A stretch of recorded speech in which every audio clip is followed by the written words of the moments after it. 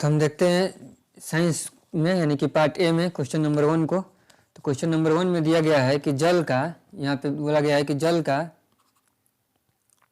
विद्युत अपघटन एक अपघटन अभिक्रिया है। हम लोग जानते हैं कि मान लेते हैं कि अगर हमारे पास कोई वाटर का मॉलिक्यूल है H2O, तो इसका अगर हम लोग विद्युत अपघटन कराएंगे तो हमारे पास क्या क्या प्राप्त होगा, हाइड्रोजन और साथ में ऑक्सीजन, यही प्राप्त होगा यहाँ पे।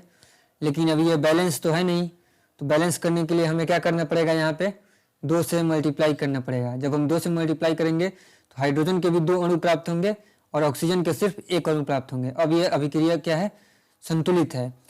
तो वही बोल रहा है कि जब ये जल का अपघटन हो गया, देख रहे हैं यहाँ पे जल टूट के एक हाइड्रोजन बन गया और एक क्या बन गया, ऑक्सीजन बन गया।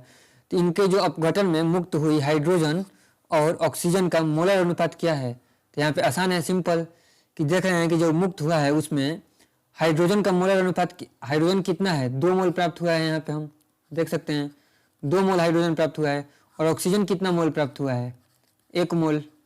यहाँ जो बगल में नंबर रहेगा इसको 1 बोलेंगे ना यहाँ पे, तो ये 1 मोल ऑक्सीजन प्राप्त हुआ है और जबकि 2 मोल हाइड्रोजन प्राप्त हुआ है। तो जो अनुपात हो जाएगा वो 2:1 हो जाएगा।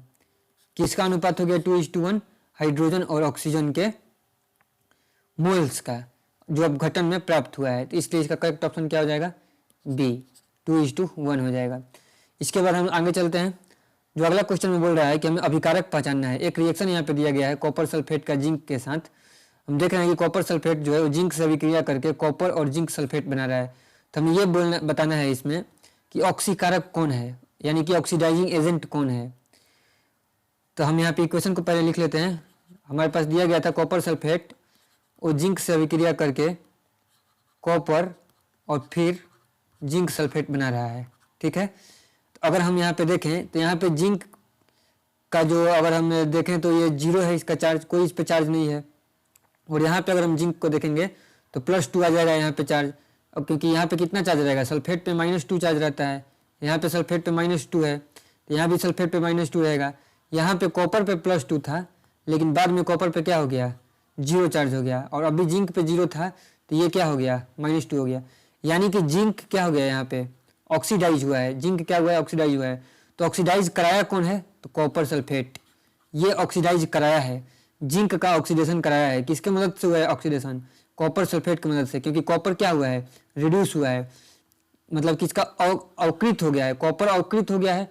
कॉपर अवकृत होके यानी कि कॉपर सल्फेट में से जो कॉपर है वो अवकृत होके जिंक का ऑक्सीकरण कराया है। तो इसलिए कॉपर सल्फेट क्या हो जाएगा, ऑक्सीकारक हो गया है। तो ऑक्सीकारक खुद अवकृत हो गया है, लेकिन जिंक का ऑक्सीकरण करा दिया है। तो इसलिए कॉपर सल्फेट हमारा क्या हो जाएगा, यहाँ पे ऑक्सीकारक हो गया है।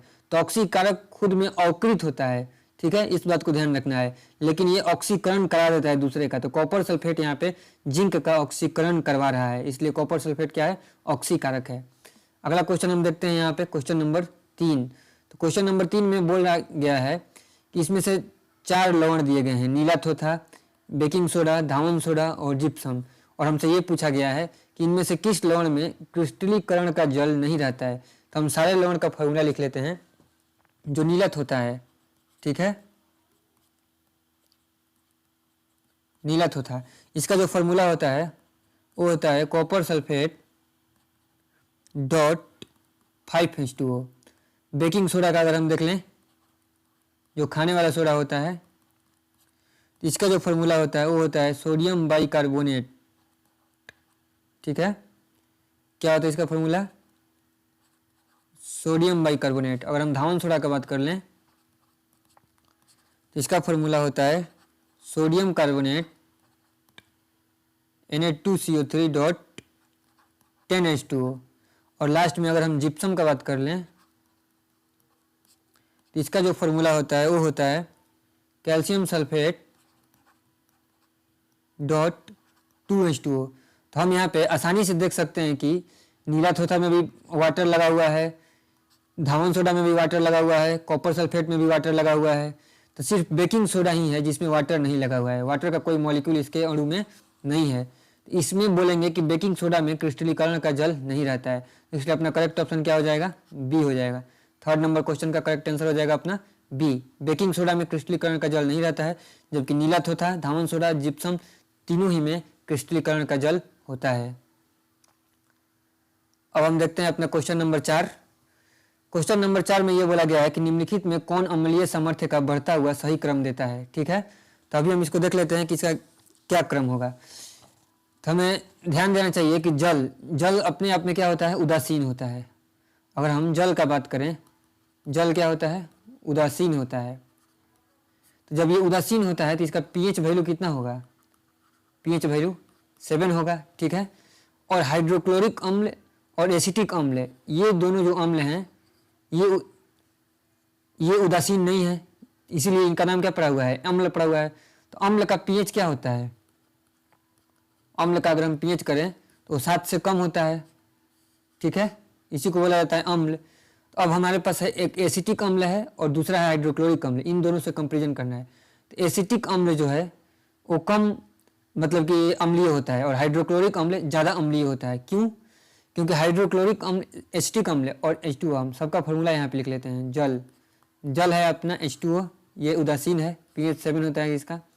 इसके बाद है अपने पास एसिटिक अम्ल, इसका फॉर्मूला क्या होगा, तो acetic acid CH3C double bond OH, ये एसिटिक अम्ल हो गया। हाइड्रोक्लोरिक अम्ल लिख लेते हैं, इसका क्या बन जाएगा फॉर्मूला, HCl हो जाएगा यहाँ पे। तो अब अगर हम यहाँ पे देखें तो ये अम्लीय क्यों होगा, यहाँ से हाइड्रोजन निकलेगा तब जाके ये अम्लीय बनेगा इस हाइड्रोजन की वजह से, और यहाँ पे ये इस हाइड्रोजन की वजह से अम्लीय बनेगा। इन दोनों में से Cl के माइनस होने की संभावना बहुत ज़्यादा रहता है, ये अपनी तरफ पूरा इलेक्ट्रॉन खींच के रखता है, तो इसलिए ये हाइड्रोजन प्लस बहुत ज़्यादा मात्रा में रहेगा।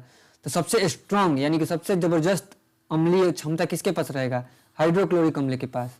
तो ये सबसे मजबूत अम्ल हो जाएगा। जबकि एसिटिक अम्ल जो है ये थोड़ा सा कमज़ोर रहेगा। ठीक है, हाइड्रोक्लोरिक अम्ल के तुलना में, क्योंकि ये इसमें कार्बन के साथ लगा हुआ है, तो कार्बन वाले जो होते हैं अम्ल वो कमज़ोर होते हैं। जबकि ये इनऑर्गेनिक अम्ल होंगे तो इसको बोला जाता है कि ज़्यादा अम्लीय हो गया। इसलिए हम यहाँ पे क्या बोलेंगे कि ये जल सबसे कम, इसके बाद 2 नंबर पे क्या आ जाएगा अपने पास, जल, ये सबसे कम अम्लीय, उसके बाद एसिटिक एसिड है, और सबसे ज़्यादा मजबूत कौन हो जाएगा अपने पास, हाइड्रोक्लोरिक अम्ल हो जाएगा। इसके बाद देखते हैं हम अपना क्वेश्चन नंबर 5। तो क्वेश्चन नंबर 5 याद करने वाला है। जैसे कि हम लोग जानते हैं कि, और हम लोग देखते भी हैं कि अगर बाहर में अगर आयरन का कोई भी वस्तु है, ठीक है, आयरन का कोई भी वस्तु है, अगर इसको वाटर और साथ में ऑक्सीजन दोनों मिल जाए तो वो जंग बन जाता है। फिर क्या बन जाता है, जंग। तो ये आयरन का वस्तु का बात हुआ।